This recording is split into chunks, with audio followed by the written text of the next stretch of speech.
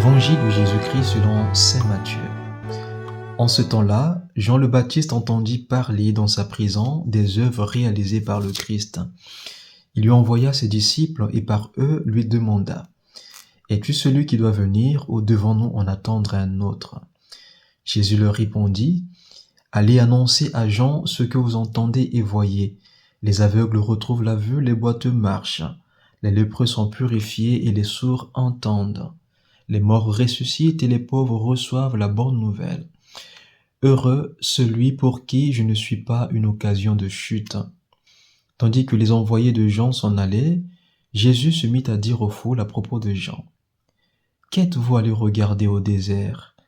Un roseau agité par le vent ? Alors qu'êtes-vous donc allés voir ? Un homme habillé de façon raffinée ? Mais ceux qui portent de tels vêtements vivent dans les palais des rois. Alors, qu'êtes-vous allés voir ? Un prophète ? Oui, je vous le dis, et bien plus qu'un prophète. C'est de lui qu'il est écrit : « Voici que j'envoie mon messager en avant de toi pour préparer le chemin devant toi. » Amen, je vous le dis, parmi ceux qui sont nés d'une femme, personne ne s'est levé de plus grand que Jean le Baptiste. Et cependant, le plus petit dans le royaume des cieux est plus grand que lui. Acclamons la parole de Dieu.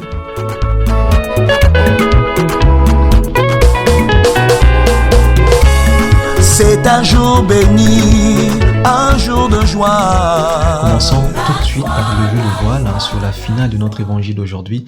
Je sais qu'elle n'est pas facile à cerner et que très souvent elle laisse dubitatif bon nombre d'entre nous. Amen, je vous le dis, c'est Jésus qui parle. Parmi ceux qui sont nés d'une femme, personne ne s'est levé de plus grand que Jean le Baptiste. Entendu, aucun prophète n'est plus grand que lui. Cependant, poursuit Jésus, le plus petit dans le royaume des cieux est plus grand que lui. Le voilà, frères et sœurs, notre casse-tête chinois, une sorte d'énigme à plusieurs paliers qui est en réalité résolue par Jésus lui-même quelques versets plus haut. Pour faire simple, je vous propose de prendre un repère. Notre repère, c'est Jean le Baptiste. De tous les prophètes jusqu'à Jean et de l'avènement de Jean jusqu'à l'instant où parle Jésus, mais aussi jusqu'à nos jours. Alors, de tous les prophètes jusqu'à Jean, le Seigneur dit que personne ne s'est levé de plus grand que Jean le Baptiste. Évidemment, vous allez me demander en quoi il est plus grand que Jérémie, par exemple. Eh bien, il est plus grand parce que, comme prophète, il a eu, lui, la grâce, non seulement de faire l'annonce décisive du Messie tant attendu, mais également de le voir, de le rencontrer. Seulement, à partir de Jean-Baptiste, le plus petit des disciples du Seigneur est plus grand que lui, puisque résistant par la grâce à toute forme de violence contre le royaume, il a accès au mystère du Verbe incarné. Vous êtes d'accord avec moi que celui qui a accès au contenu du message est bien plus grand que celui qui l'a annoncé. Mais tenez-vous bien, Jésus n'a pas de différend avec Jean-Baptiste, au contraire, il lui rend un vibrant hommage. Et ces paroles ne sont pas non plus destinées à nourrir une forme de concurrence entre Jean et nos fidèles d'aujourd'hui. Simplement, ces paroles nous sont données comme un appel pressant à rechercher davantage les choses du ciel, les réalités d'en haut. Et moi, je te dis, ouvre ton cœur à la dynamique du Christ et tu seras grand aux yeux de Dieu. Une dynamique un peu étrange qui suscite d'ailleurs quelques doutes du côté de celui-là même qui avait baptisé le Messie et qui nous l'avait montré. C'est bien lui ou me suis-je trompé ? Es-tu celui qui doit venir ou devons-nous en attendre un autre ? Et il envoie poser cette question parce que du fond de sa prison, il entend dire que le Messie qu'il avait annoncé fréquente tout le monde et il mange même avec des gens peu recommandables aux yeux du monde. Voilà la dynamique qui choque, mais qui élève en même temps quand on y adhère. Accueillir l'autre tel qu'il est et faire chemin avec lui. Et à Jésus de rajouter : les aveugles voient, les boiteux marchent, les sourds entendent, les lépreux sont purifiés, ainsi de suite.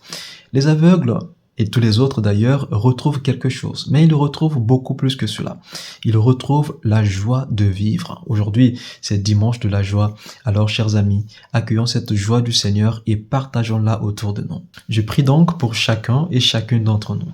Comme Jean-Baptiste, je pense que nous avons tous un chemin à faire quant à la reconnaissance du vrai visage de Dieu, ce visage d'amour. Alors que le Saint-Esprit nous accompagne, qui nous soutient dans cette dynamique qui choque mais qui élève en même temps, qu'il ouvre nos cœurs aux joies du ciel.